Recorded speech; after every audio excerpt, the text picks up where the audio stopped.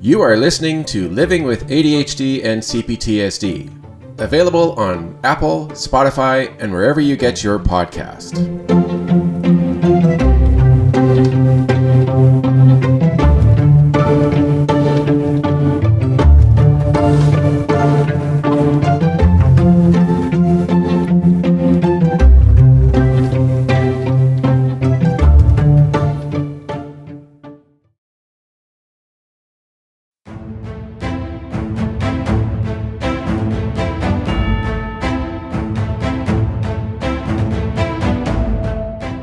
And welcome to another episode of Living with ADHD and CPTSD. Today's CPTSD episode.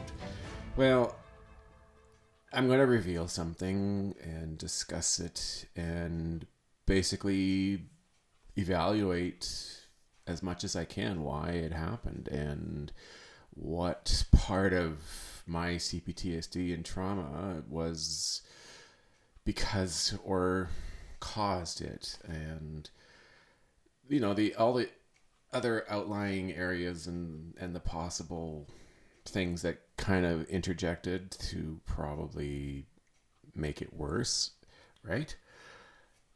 Anyway, so bottom line, excuse me. Bottom line, my girlfriend decided last week to end our relationship of almost 4 years. And the reason that was done is because I'm still having some issues where things like emotional dysregulation occurs a lot. I'm having troubles recognizing triggers with my trauma, like having CPTSD related symptoms appear. And to be honest, it's been about just over a year, and since things really kind of got pretty rough, and they've been escalating over the whole time period, and then would take a temporary, de-escalation, and then something would occur. I would do something, I'd get really triggered, and I was having a hard time respecting her boundaries or meeting her needs, like emotionally. And things just continued to get worse and got to the point where she was always angry. And it seemed like at one point there was nothing I could ever do to ease the situation. It would take virtually nothing for her to get upset and get angry and cause a scene. And the one thing that probably a lot of people are going to realize or may already know or understand is that because of her temper and because of her own past and her trauma that she's been dealing with, that she sometimes would get overly vulgar. Like her temper would cause her to kind of be like a different person in a way. She would say things that were hurtful and downright inappropriate. Like she would say I'm stupid or say that I'm acting like a moron. She would swear a lot. Like she would literally say the F word, and within a breath it could be like numerous times. And she would inadvertently be insulting and putting me down, and it was difficult to truly understand. And what was happening with me is that when something would go wrong and an incident would occur, like I wouldn't clean up enough, or I'd leave something out, like or the cleaning wouldn't, like for example, I would be giving my dog some food, and I would leave a bit of a mess on the counter, and I thought I would, I'd got it, and there'd be like a little spot, and I guess I had missed it. And she'd get really upset, and then what would happen with me is that I would get overwhelmed, right? Like your system would build up, and so it would cause me to become eventually get triggered. But at first I would like freeze up, and I would really have problems communicating, and I would miss a lot of the important words, and I would forget that there were certain things that I'd have to say, and I was always forgetting how to do this in the right manner, right? Like, I guess you could say I was instructed to, when she'd get upset and she would explain, like she would say, your actions are causing me or making me feel really frustrated and angry, or would state the situation. I was constantly forgetting to say to her, "Oh my God, I'm so sorry. That is really ridiculous," and then explain to her, if I could remember or if I was able to, why that would happen. And what I was doing is, it's like I was, and it wasn't necessarily me. Sometimes it was like I'd get triggered, so it would be my child parts, and I would immediately get defensive, right? Like I would be trying to immediately explain to her why it happened, and or I'd get argumentative, or there'd be situations where I would like shut down. I'd start to just kind of have enough, right? Like I'd be so emotionally drained and mentally done for the day, and I just wasn't able to really focus and function properly.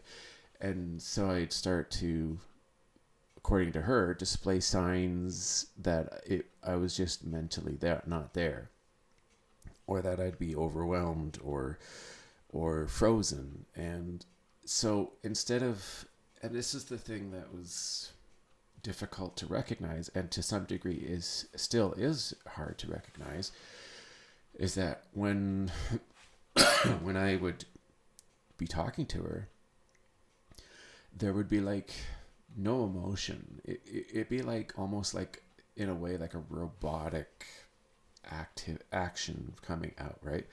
So instead of me going, listening to her and then saying, yeah, I see what you're saying, and I'm really sorry. I get that that was what was happening, and that wasn't right.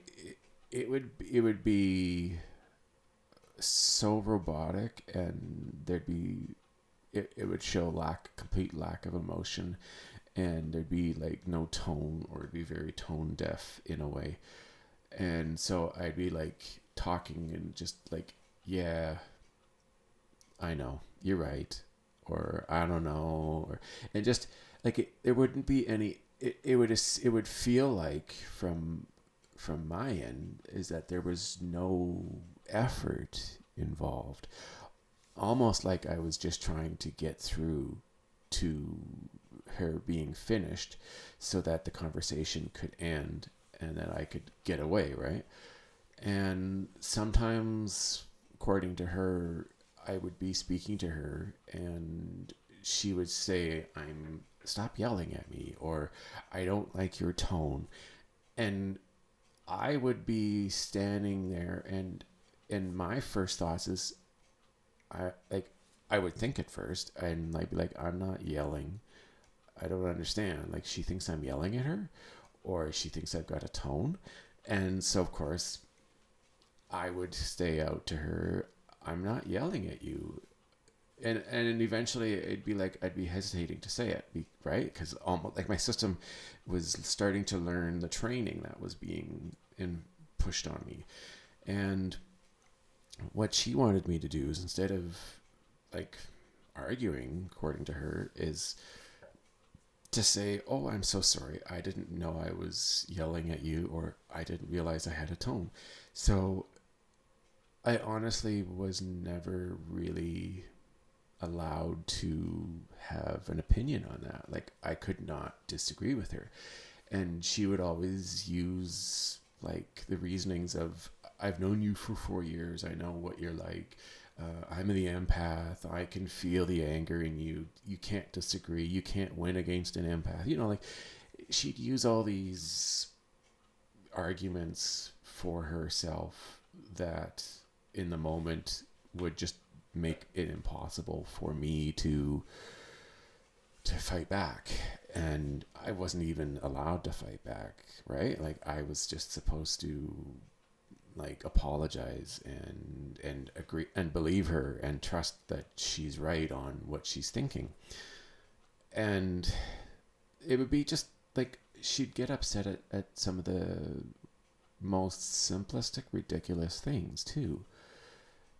I think the one that was the last one before it was officially done, like she had announced to me on the 22nd of December that she was ending it and that she was going to move downstairs and didn't want to have anything really to do, like as far as conversation, and that we would just live peacefully together on separate floors because our house is main floor and then the downstairs. But that, like I said, the last one that really made it just over the top was on Boxing Day that evening. I was having some pie that we had purchased for the Christmas dinner that my family had come over, and her brother and niece had come over. So there was like 8 of us. And I had cut the pie, and got my piece. And then I was putting the pie plate away. And at least in my mind, there's these tabs on the flaps on the entrance of the box, and this is what, of course, keeps it closed. And in my brain, I remember pushing the tabs really far over, and I realized that they weren't quite working, so I pushed them more, and then I was able to slide the pie in and then closed it up. And then she came from behind and claimed that she was reading or watching, and said that you didn't push the tabs far enough, and that's why the whole mess on the counter. And I'm standing there in my mind thinking, are you kidding me? Like, one, I am pretty damn certain that I moved those tabs far enough, and 2, she's complaining about something so ridiculous as just the tabs. And I'm trying to tell her that I actually did. And then she's, of course, being adamant and fighting back and saying, no, you did not. I saw you. She's giving the whole routine again. And I even said, look, I know I pushed the tabs far enough. The mess on the counter is from the cutting of the pie, not the tabs. And she's like, no, you're wrong. And so she's not backing down. And so what I did a few moments later is I just kind of stopped and I thought for myself, and I said, you might be right. I think, you're probably right. I guess I didn't push the tabs far enough. So I realized that there's a good possibility that I just could have, due to my lack of awareness and not always paying attention, that there's a good possibility that I didn't do it. And then all of a sudden she got upset again, saying, you're lying to me. Don't lie. Like, tell me the truth. And I'm standing there and I'm going, oh my God. And I told her, I am telling you the truth. I'm not lying. And that's when she just stopped. She shut up and she stopped talking. And she went to her bedroom and she told me I don't want to talk anymore. This is ridiculous. And I followed her to the room and I said, what are you doing? I said, I'm telling you the truth. I actually realized that I probably didn't do it. And she just wouldn't say a word. She's ignoring me. She's just looking at the TV and just completely ignoring me. And I tried a couple times, and then I just said, okay, enough. And I kind of like, with your hands and the motion of just, all right, I give up. And I just, whatever, and turned and went to my room. And that was pretty much it. Like, I left the next morning. I took my dog out to the park and I went and did stuff. trying to just, I went to do some shopping, and I messaged her and said, I've left. I'm going to try and stay away. I don't want to cause any more stress. And she was like, well, grateful. And then she said that her brother was coming the next day to help move her down to the basement. And I was like, all right, well, it is in motion. And we haven't really spoken to one another since that point. And I think the only thing I've ever said to her the last day was like, good morning. And that was really it.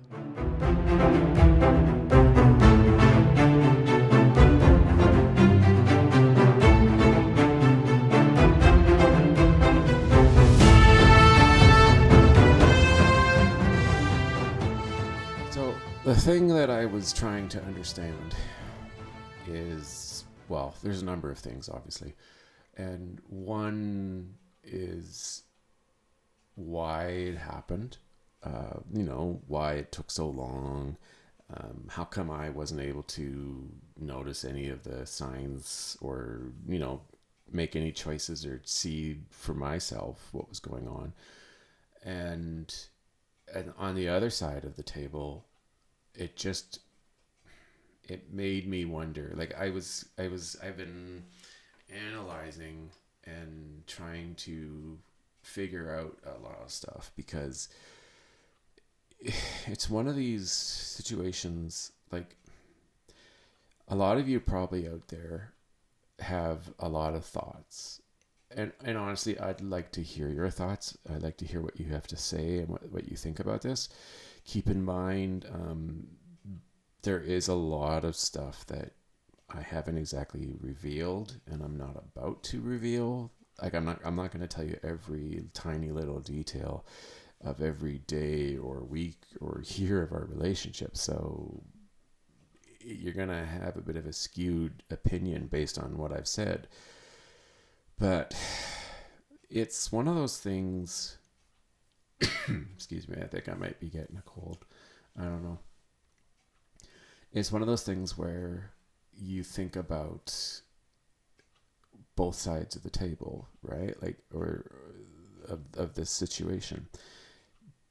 One is, did I really cause this? Like, did my CPTSD and my trauma and my ADHD and my lack of emotional regulation abilities and everything else that's been going on caused this situation to the point where she had just been so angry that she just couldn't take it anymore? Like, she was claiming, according to her words, that I was abusive because of my trauma, and I wasn't respecting boundaries, and I was not meeting her needs because of my trauma and my ADHD. And this was leading to the breakup. And then when I discussed this with my friends, and I've discussed this to some degree with my therapist, I haven't seen him obviously since this has occurred, but a lot of people in my life who have heard the story from me as much as possible and as much detail as I've been able to give, that she's being very unreasonable and not really admitting to herself or seeing from her end that she has issues that she needs to work on as well. Because she's getting really, like, when she'd get upset, she'd get really outrageous and kind of ridiculous in her claims and her thoughts and the way she would speak. And I was being blamed for a lot of this. And there was, there were opinions from multiple people that thought that she was actually like a narcissist that was trying to toy with me and was abusing me. And when I would get close to her, as far as being able to catch her in the act, that she would turn away and run, or she'd end the conversation, or she'd twist it in a way to turn it against me and once again win the conversation and make me feel bad. So there's a lot to think about, and it's hard to, even a week later, it's hard to truly understand without taking some time to think about it, to just evaluate and comprehend and decompress from the situation and try to understand. Like, the one thing I'm really trying to do here is have an objective point of view on everything. I don't want to allow myself to be tricked into or to believe something that is potentially not true. That's the ultimate goal of someone who is a narcissist, is to convince you that you have problems, or that it's all your fault, or that you're not good enough, or that you have issues. And of course, it eventually drives them out of their mind, where they really think that they have a problem, or that they're insane, or that they can't believe themselves. Like, their self-esteem completely goes out the window. So I need to be able to think about this from every angle, like every point of view. I can't just automatically defend her and say she's absolutely right. I've been abusive, and my CPTSD and trauma has been getting in the way, and I need to do more work, and I need to, work harder. I'm not ready. I'm not able to have a relationship at this point. Like, there's that side that I need to fairly evaluate, but I can't automatically just agree and side with that story. I need to also make sure that I am looking at this from the other side, which is maybe the reality is that she was being unfair, and that because of my trauma, I wasn't capable of seeing what the actual reality was, is that I was involved in a relationship with someone who took advantage of me and was abusive and manipulative, and I was in a fawn stage for such a long time that I was doing whatever I could to make her happy, or to please her, or apologize profusely just to keep things alive, instead of realizing the reality is that this was a mistake, and that I should end this relationship. And it is truly difficult to know exactly where the reality is, or the truth of this whole situation is, because there is, to some degree, a part of me that needs to be separated long enough to properly evaluate this whole last couple of years, and especially from the time frame that I moved in here and living with her. I need to be able to evaluate this from a non-skewed or non-biased point of view, and I need to be able to think about it and not be influenced from both sides, and make the correct analysis and then make a decision. Because if I think about one side and not evaluate it, and not go to the other side and evaluate it, I'm not making a very thorough choice, and I need to really analyze it from both sides of view. There is the emotional aspect of it. See, that's the one thing that does play into this. But I haven't exactly, and this from my past episodes, I'm not exactly a very emotional person. When situations get difficult, I have a tendency to be more analytic and think about things, and, break them apart and discuss everything objectively, instead of allow my emotions to get involved. Now,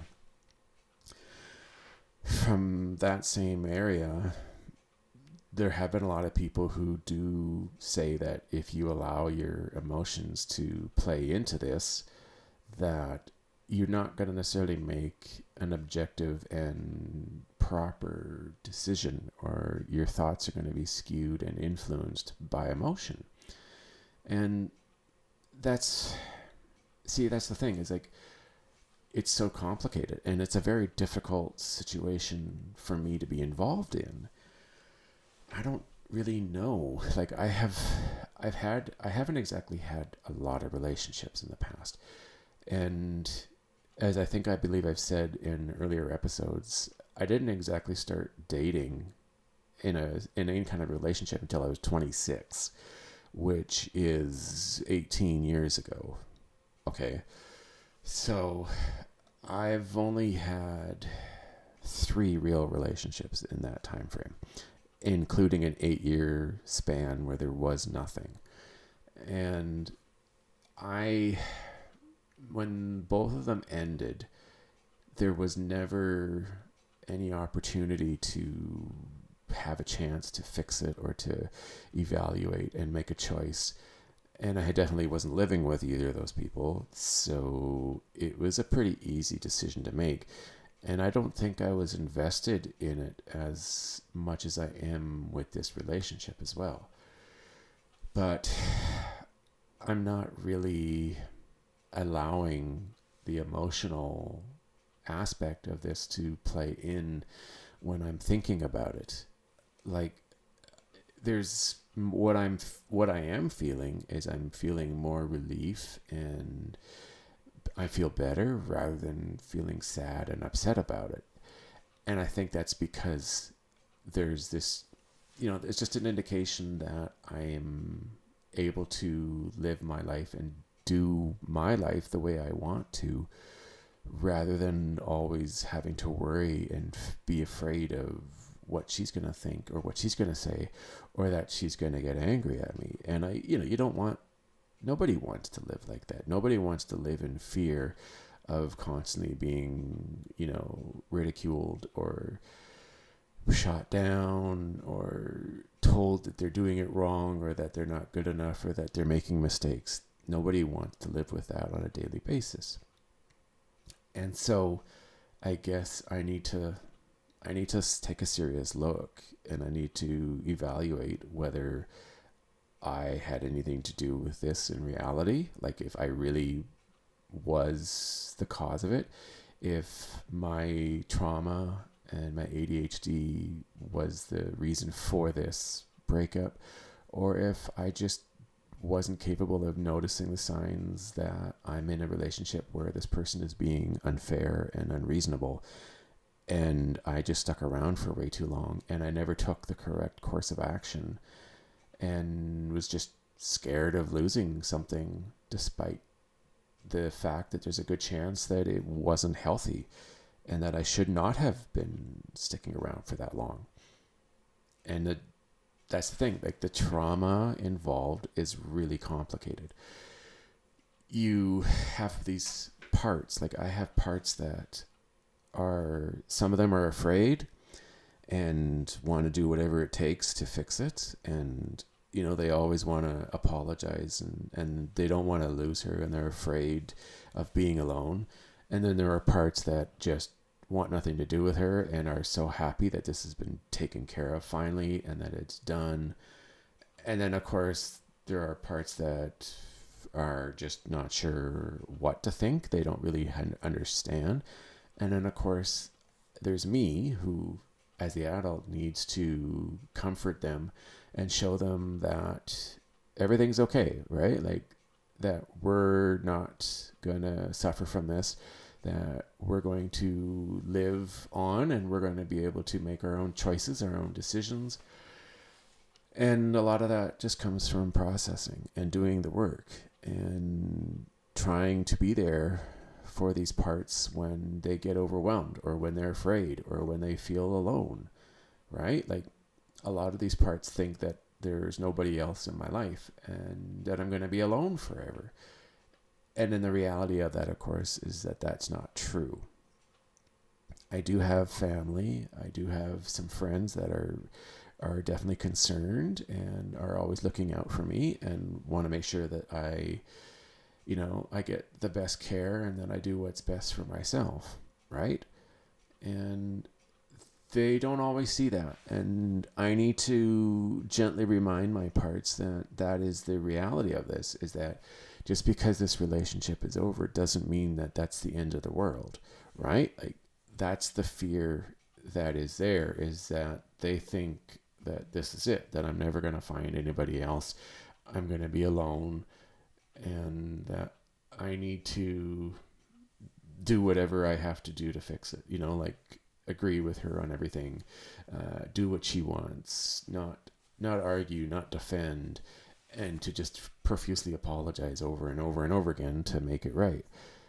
And then, of course, that's what's conflicting with the other parts that are thinking freedom, we're finally free. We can do what we want. We don't have to worry about this anymore.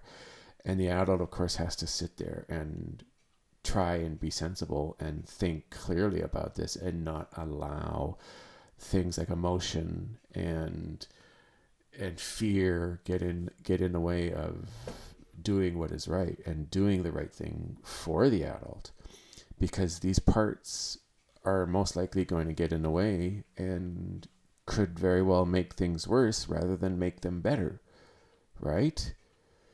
It's something that a lot of people who deal with trauma and have had a lot of mental abuse from partners or from a narcissistic partner is they don't know how to go about this any other way. Like, they always think that they have to do what their partner wants. They're afraid that if they don't, that they're going to lose them and that they're going to be alone and they'll never find anybody else. A lot of times that partner is convincing them or trying to show them that they will be alone and that nobody will ever love them again if they are no longer with that person. And so you need to reassure those parts that that isn't the truth and that you can do this. And that's, I guess, what I'm working on.